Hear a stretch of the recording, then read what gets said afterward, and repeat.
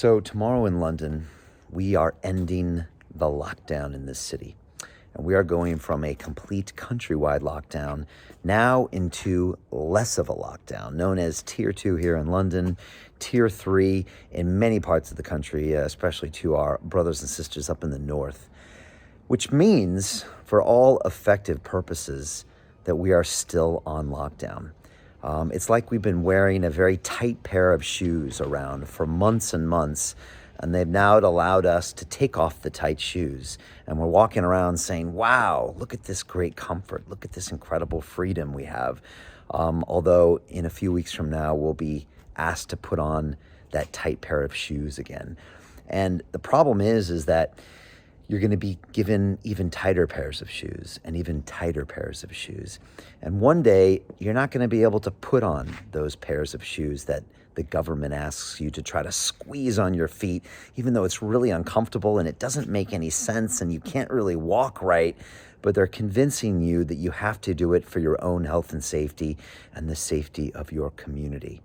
Until one day you can't actually put them on, and then they'll say, we're going to have to chop off your feet to get them on. But, it's the only thing we can do, and it's at the interest of everyone, and the science shows that it's necessary because we've got to get these shoes on. And,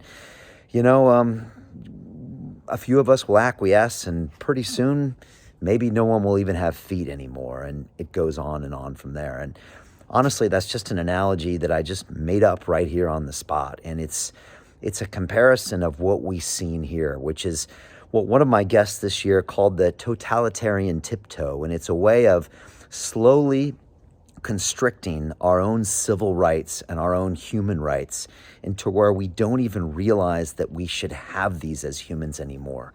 And that comes down to this concept of freedom. A lot of us in the West like to talk about how free we are, especially compared to places like China and North Korea and other nations. And we walk around proud that we have fought for these freedoms and that we are free. But if you look at what's happened in 2020, I don't see people that are free. I don't see you even given the choice. You're not allowed to spend your own money where you want to spend it. You're not allowed to congregate with your friends and loved ones. You're not allowed to do business, which is a simple human right, in my opinion. You are constrained from doing that, and it's made illegal. And many of your other freedoms to travel to different countries have been taken away from you as well. Even your freedom to speak about what's on your mind has been restricted from your digital platforms and even your government censors like Ofcom. How do I know this? Because it happened to me this year, and I lived through that censorship. And whatever platform you're watching on this video on right now is censoring me now because I can't say words that start with a V or other words that talk about the thing that starts with a C. And so it's happening and it's real. The problem is that you don't even know it's happening. And we all know that analogy of the frog.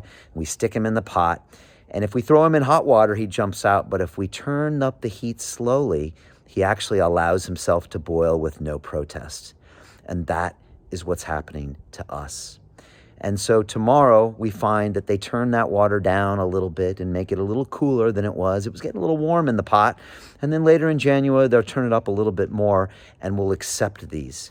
And 30 years from now, when your grandchildren ask you, what did you do, Gray, in the great pandemic of 2020, but it was the pandemic of the loss of your freedoms. What did you do, Grandma and Grandpa, to fight back against what was clearly a violation of the human rights that you fought so hard for hundreds of years, whether in America or Britain? What did you do? Well, we sat at home and we did what the government told us to do. And we have to start questioning that, and we have to start looking for leadership that has a different narrative, that says, no, something is fundamentally wrong here with them taking away our human rights. And I have the choice right now if I want to go drink myself to death right now. I have the choice right now if I want to slam my head into that wall. I can go jump off that building if I want. I have a lot of choices as a human to make poor choices.